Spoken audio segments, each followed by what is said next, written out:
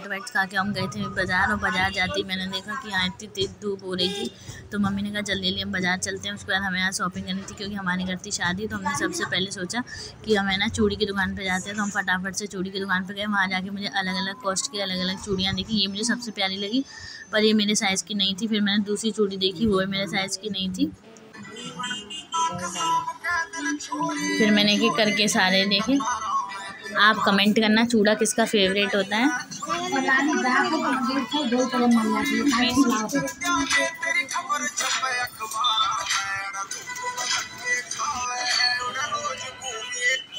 फटाफट से हम कपड़े लेने गए। वहाँ एक दो हमने कपड़े देखे, बहुत अच्छा लगा। उसके बाद चूड़ी के पास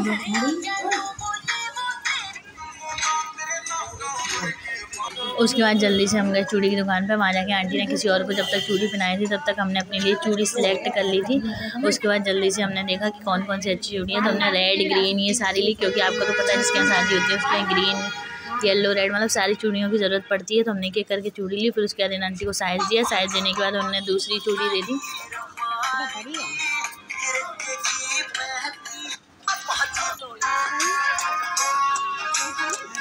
भी बात चले खेत और प्यार की सब ते अलग सुन ओ तेरे यार की एक बार का में जे मार जेगी गेड़ा अरे तो जिंदगी क्या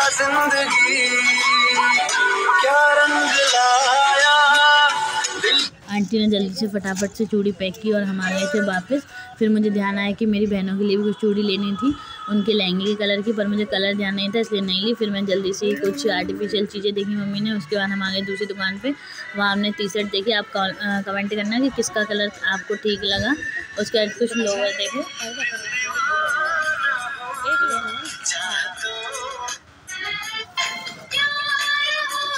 उसके बाद हमने कुछ फ्रूट्स लिए और जल्दी से, और बगल में आइसक्रीम वाले भैया थे तो मैंने और मेरी मम्मी ने फटाफट से आइसक्रीम ली। उसके बाद हम जल्दी से ऑटो में बैठ के आए अपने घर।